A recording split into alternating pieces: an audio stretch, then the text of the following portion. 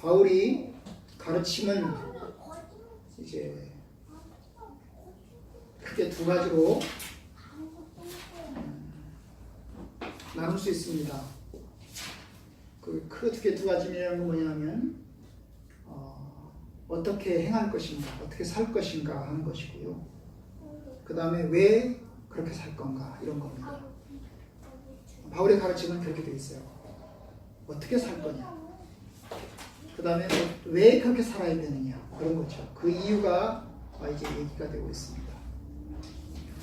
지난 시간에 보았던 것이 3장 1절과 2절이었는데 그 3장 1절과 2절에서 바울은 디도로 하여금 교인들이 어떻게 살 것인가를 가르치도록 했습니다.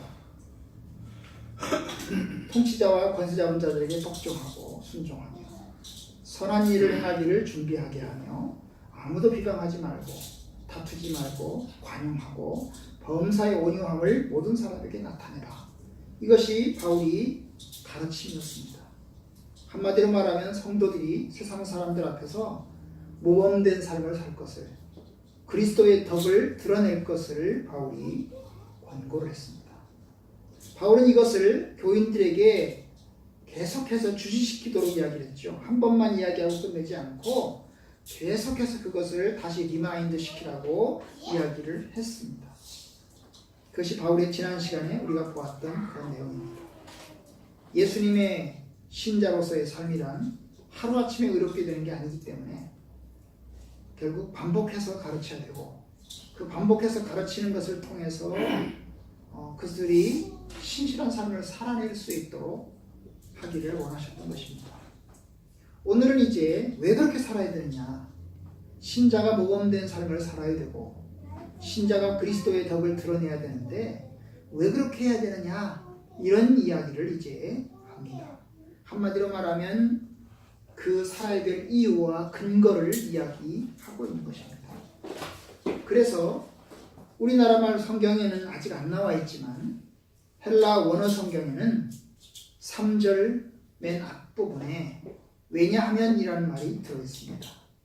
왜냐하면 우리도 자네는 어리석은 자, 이렇게 되어 있어요.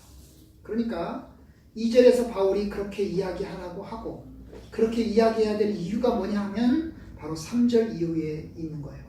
그럼 3절 위에 뭐가 있어요? 왜냐하면 우리도 자네는 어리석은 자요, 순종하지 아니한 자요, 속은 자요, 여러 가지 정욕과 행락에 종노릇한 자요, 악독과 투기를 일삼은 자요, 가증스러운 자요, 피차 미워한 자였다. 이 말은 뭡니까? 옛날에 우리들도 세상 사람들과 똑같이 살았다, 그 말입니다. 지금에야 변화된 신자로서 그리스도의 덕을 위해서 살려고 노력하고 있지만 예수 믿기 전에 우리들의 모습은 다른 사람들과 별 다르가 없었다. 그레데 섬에 있는 다른 사람들과 별 차이가 없었다. 불신자들과 우리가 다른 점이 뭐가 있겠냐? 우리도 여전히는 옛날에는 그렇게 살았다. 어리석은 삶을 살았고 순종하지 않았고 속았고 여러 가지 정욕과 행락에 종노릇했고 악도가 투기를 일삼았고 가증스러웠고 피차 서로 미워했다. 바로 그겁니다. 그것이 첫 번째 이유죠. 왜 그러냐? 우리가 왜 그렇게 살았냐? 옛날에 그렇게 살았다는 말입니다. 그러니까 그 말은 뭐가 들어있어요?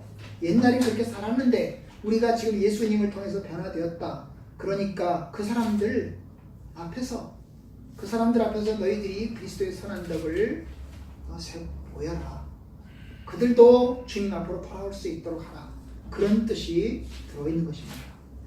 여러분, 예수 믿기 전의 삶을 아주 부정적으로 이야기를 했습니다. 어리석은 자다, 순종하지 아니한 자다, 속은 자다, 여러 가지 정욕과 행락에 종노릇했다, 악도가 투기를 일삼았다, 가증스러웠다, 그리고 피차 서로 미워했다. 이렇게 이야기합니다. 여기 이제 9가지가 나와 있는데요. 이게 비단 9가지 뿐이겠습니까? 훨씬 더 많겠죠. 바울은 여기서 예시적으로 9가지를 이야기했겠죠. 그죠? 어리석은 자는 게 뭐예요? 영적인 분별력이 없어서 하나님에 대해서, 진리에 대해서, 생명에 대해서 모른다는 말입니다. 그 모르는 거죠. 무식하다고 말입니다. 하나님의 진리를 모르는 어리석은 자였다. 우리가 옛날에 그랬다. 그뿐입니까?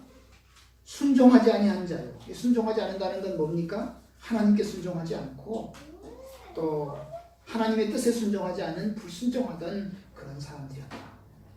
속은 자요. 속다는 말이 뭐예요? 거짓된 진리에 속아서 잘못된 진리에 빠져서 살았다 그 말입니다.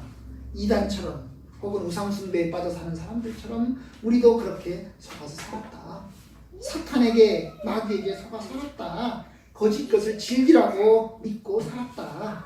속은 자요. 예수 안 믿는 사람들 속았었죠. 여러 가지 정욕과 향락의 종로로 됐다. 여러 가지 정욕, 세상 정욕, 안목의 정욕, 육신의 정욕, 죄의 쾌락 이것에 대해서 빠져 살았다 그 말입니다. 온갖 부족한 것, 죄된 것에 빠져서 살았다. 악독과 투기를 일삼았다. 일삼은 자요. 악하고 그 다음에 여러 가지 시기하고 미워하고 이랬다. 가증스러웠다. 하나님 보시기에 아주 역겹고 구역질나고 지저분한 삶을 살았다. 하나님이 미워하시는 삶을 살았다. 피차 미워하였다. 미움받고 미움 주고 그렇게 하면서 서로 적대시하면서 살았다. 이게 예수 믿는 사람들의 살기 전에 옛날의 모습이었다. 여러분 이것이 세상의 원리입니다. 여러분 정치에도 이런 원리가 작동합니다. 세상 정치를 한번 둘러보십시오. 세상 정치에는 이러한 원리가 작동합니다. 서로 미워하고 미움받고 서로 순종하지 않고 서로 뭡니까? 온갖 투기하고 시기하고 이게 세상 정치에 작동합니다. 인간관계에도 작동합니다. 한마디로 말하면 이렇게 사는 삶의 한마디의 모습을 말하면 비참한 것입니다. 여기에 무슨 소망이 있습니까? 만약에 우리가 예수 안 믿고 살았다면 저와 여러분들도 이 안에 빠져 살았을 것입니다. 이러한 삶의 종착역은 뭘까요? 결국 하나님의 심판이요 절망밖에 없습니다. 우리도 전에는 그렇게 살았다. 저는 3절의 앞부분에서 우리 도라는 말이 참 의미가 있습니다. 우리 가라고 하지 않고 우리 도라고 했습니다. 세상 사람들처럼 우리도 똑같이 그렇게 살았다. 하나님의 은혜가 없으면 우리는 절망인 거죠. 소망이 없는 겁니다. 그런데 4절 그렇게 절망스럽고 희망이 없었는데 4절 우리 구주 하나님의 자비와 사람 사랑하심이 나타날 때에 우리를 구원하시되 결국 우리가 옛날에는 그렇게 부정적인 삶을 살았고 그리고 좋지 못한 삶을 살았었는데 결국 우리가 구원받았다.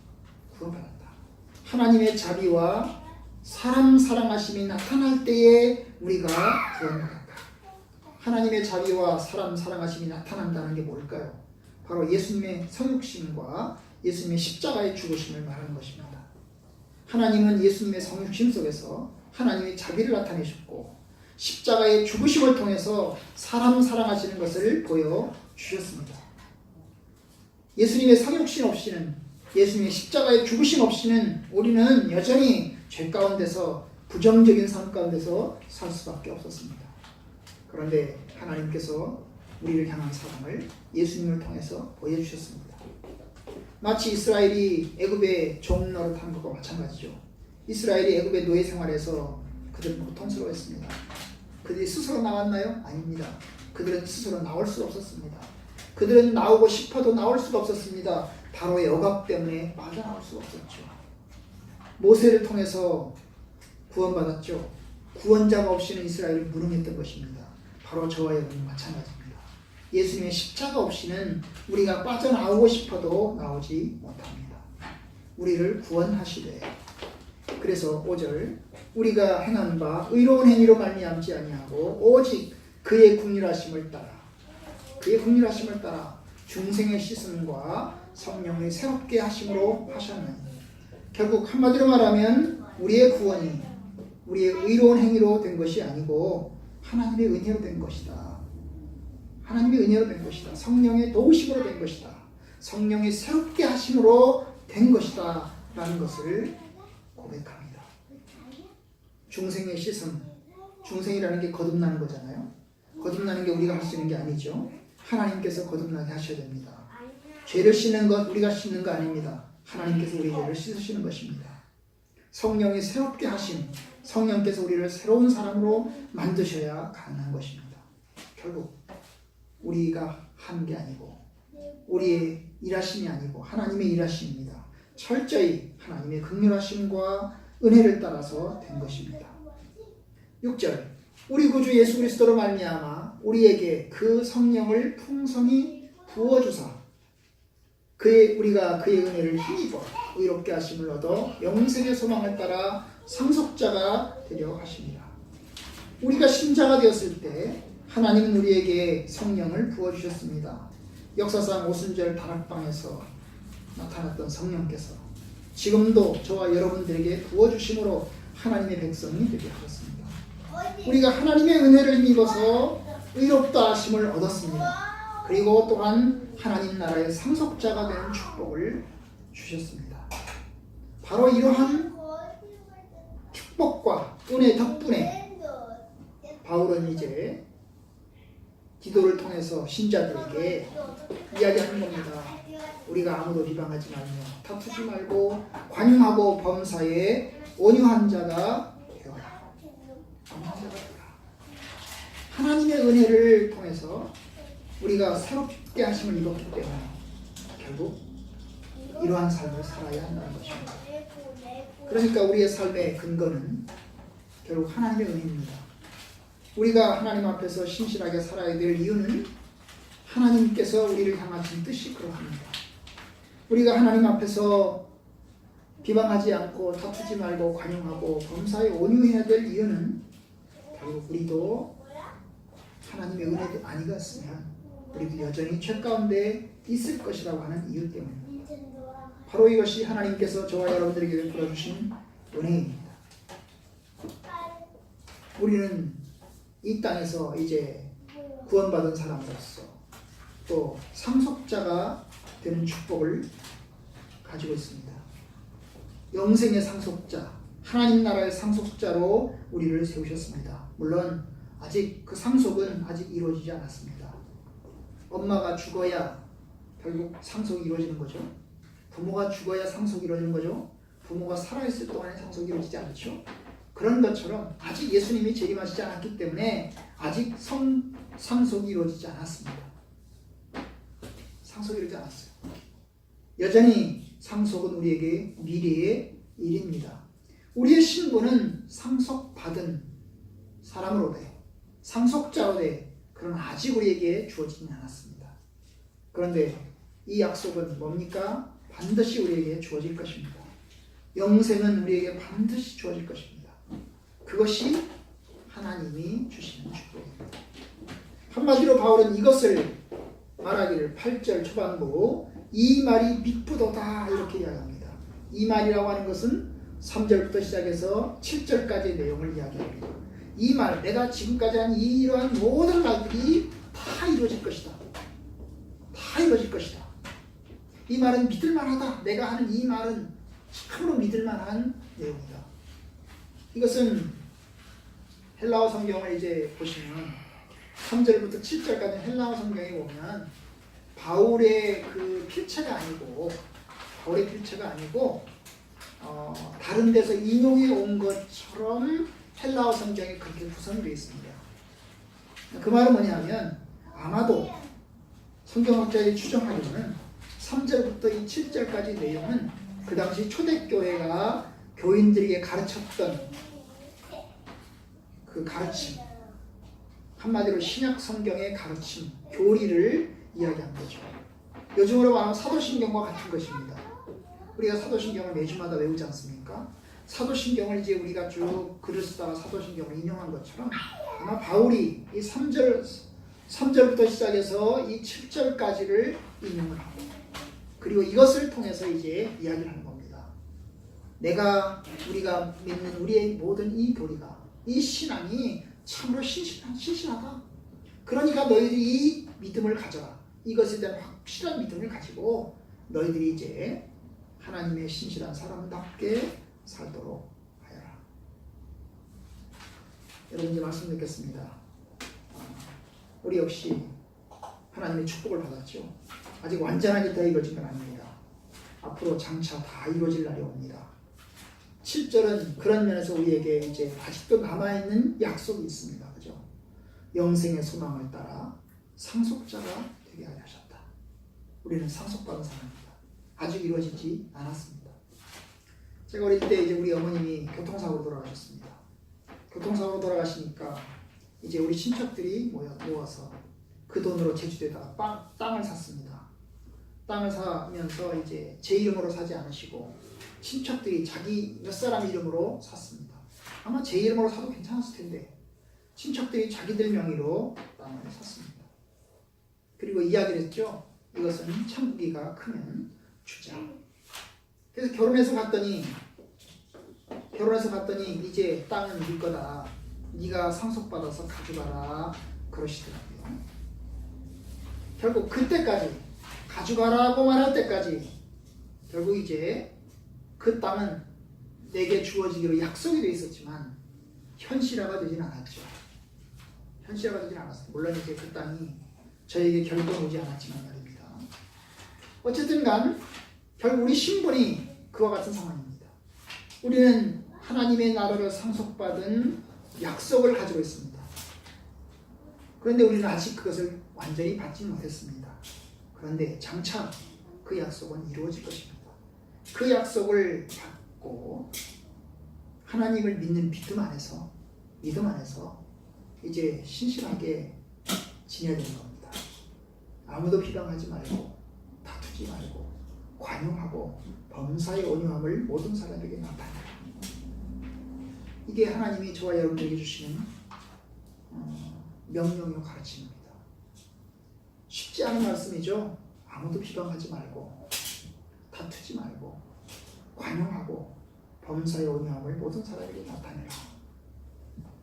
한마디 예수 믿는 사람들이 여러 가지 불합리한 일들에 대하여 여러 가지 모순된 일들에 대하여 결국 인내할 것을 이야기하는 겁니다.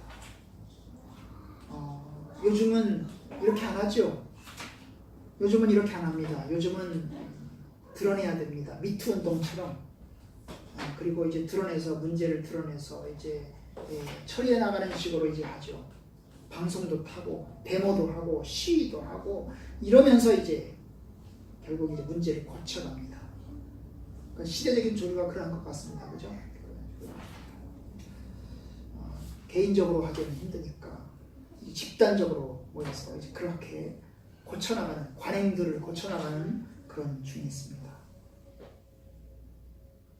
그런데 이제 바울은 그러한 중에 바울은 이제 그러한 관행들이 고쳐지기를 기대하긴 했겠지만 그러나 그런 상황에서 바울은 이제 이야기하기를 너희들이 비방하지 말고 다투지 말고 관용하고 범사에 온유하라.